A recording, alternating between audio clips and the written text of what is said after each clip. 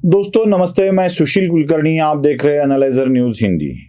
दोस्तों, महाराष्ट्र में होलिकोत्सव होता है। जब पूरा भारतवर्ष रंग के त्योहार में, रंगों के त्योहार में डूबा हुआ होता है, तो महाराष्ट्र में उस दिन होलिका दहन भी किया जाता है। महाराष्ट्र में जब होलिका दहन किया जाता है, होलिका दहन सारी जगह किया जाता है, लेकिन महाराष्ट्र के होलिका दहन की मैं एक आपको खासियत बता रहा हूँ। उस दिन सारे बच्चे मोहल्ले में इकट्ठा होकर होली जलाते हैं, उसका दहन करते हैं और उसके इर्द गिर्द घूमकर एक ऐसी बॉम्ब भी मारते हैं। हाथों को अपने रख के ऐसी बॉम्ब भी मारी जाती है जिसे बॉम्ब मारना कहा जाता है, और उस वक्त बड़ी गाली गलौज की जाती है। बद्दी बद्दी गंदी गंदी गालियां मुंह से बक कर होली को जलाया जाता है। उसका मतलब भी ये होता है कि जितनी भी गंदगी भरी पड़ी है मन के अंदर, दूसरों के प्रति तिरस्कार भरा पड़ा है, गाली बकने का इरादा है, कुछ ऐसा लगता है कि उसके लिए कुछ हम दे, जो मन में भरी हुई गंदगी है, उस गंदगी को निकाल कर होली में जलाने का रिवाज हमारे यहाँ होता है। और ऐसे रिवाज बड़े सालों से मनाए जाते हैं। बड़ी बड़ी गंदी गंदी गालियां दी जाती हैं। मुझे लग रहा है कि जब शीतकाल खत्म हो जाता है तब होलिकोत्सव मनाया जाता है, लेकिन महाराष्ट्र में चुनाव के दरमियान ही ये होली उत्सव आ गया है। लोग गंदी गंदी गालियां, गंदी गंदी भाषा का प्रयोग करके बात कर रहे हैं। न जाने क्या हो गया है, ये इलेक्शन है या गाली गलौज करने का कार्यक्रम, यह समझ में ही नहीं आ रहा है। कहीं लठमार होली होती है तो यहाँ गालीमार होली हो रही है। न जाने कौन क्या बकेगा, क्या बोलेगा, क्या मुंह से निकालेगा, समझ में ही नहीं आता है। शिवसेना यूबीटी के एक सांसद है राउत साहब जिनका नाम है, और वो माहिम के शिवसेना की उम्मीदवार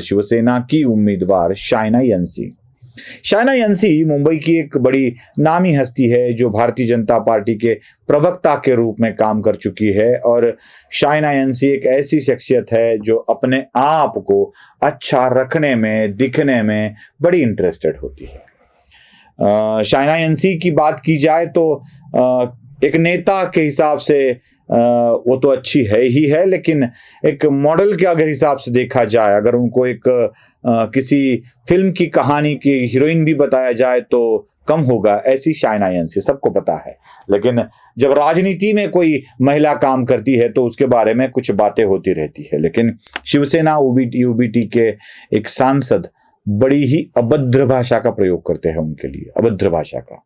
वो कहते हैं कि शाइना यंसी इंपोर्टेड माल है। क्या लगता है एक महिला के बारे में ऐसे अभद्र टिप्पणियों को देखते हुए उनके लिए बात करना? किसी एक महिला के प्रति, राजनीति में महिला आई तो वो गलत ही होती है, गंदगी भरी ही होती है।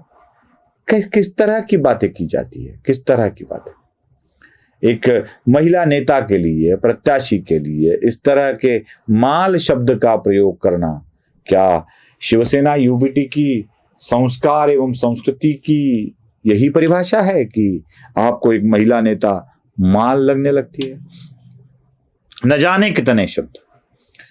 एनसीपी शरद पवार गुट के नेता, जो क्या नाम है उनका, जो मुंब्रा से चुनाव लड़ते हैं, जल्दी याद नहीं आता है, जितेंद्र आव्हाड, उन्होंने शरद पवार के पक्ष में वो न जाने क्या क्या कुछ बोल देते हैं। ये भी भूल जाते हैं कि शरद पवार के ही परिवार के लोगों के लिए हम क्या कर रहे हैं। उन्होंने कहा कि अजीत पवार अगर असली मर्द की औलाद है, देखो क्या होता है। शरद पवार ने पार्टी को स्थापित किया, उसके पार्टी को अजीत पवार ले गए, चुनावी चिन्ह को ले गए। अगर आप असली मर्द होते, मर्द की औलाद होते, तो अपनी पार्टी खड़ी करते, न कि शरद पवार की पार्टी लेकर जाते। क्या तरीका है भाई ये? मर्द नहीं है, मर्द की औलाद नहीं है, इसका मतलब आप कहां तक पहुंच रहे हो आव्हाड साहब, कहां तक पहुंच रहे हो?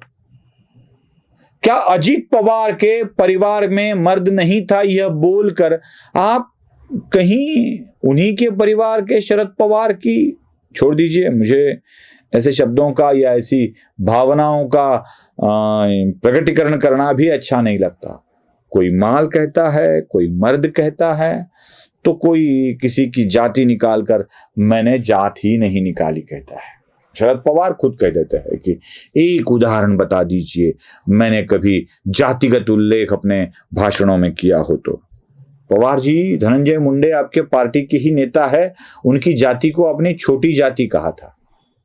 पवार जी, जिस शाहू फुले अंबेडकर की आप बात करते हो ना, उसी शाहू महाराज के परिवार के छत्रपति संभाजी को जब सांसद बनाया गया था राज्यसभा में, तो आपने ही पेशवा ने की छत्रपति की नियुक्ति, यह बात कहकर जाति का उल्लेख किया था। शरद पवार जी, आपने ही राजू शेट्टी की जाति निकाली थी। आपने ही कहा था कि आप हिंदुओं के भगवान के बाप होते हो। क्यों जाति निकाली जाती है पवार साहब, क्यों जाति निकाली जाती है? ये चुनाव है या जाति निकालने का अब मौसम आ गया है, पता नहीं चलता है। उद्धव ठाकरे के लिए तो क्या कहे भाई, क्या कहे, न जाने क्या क्या बोल देते हैं। अमित शाह को अहमद शाह बोल देते हैं, नरेंद्र मोदी को सुल्तान बोल देते हैं। औरंगजेब फैन क्लब के लोग नरेंद्र मोदी को ही औरंगजेब बनाने पे तुले हैं। अरे भाई, फैन होना पड़ेगा आपको नरेंद्र मोदी का, ये ध्यान रखिए। यहां तक कि देवेंद्र फडणवीस के लिए तो न जाने कितनी गालियां उद्धव ठाकरे ने बक दी। कहा कलंक है महाराष्ट्र के लिए, कहा फड़तूस है, तरबुजा तक कह डाला, न जाने क्या क्या बातें बोल डाली। चलो, चुनाव रैली नहीं सी, होली समझ के तो आप गाली दे रहे हो। महाराष्ट्र की राजनीति को इस तरह से गंदा करने वाले लोगों को एक बात समझनी चाहिए कि महाराष्ट्र ऐसी गालियां कभी बर्दाश्त नहीं करेगा। नमस्ते।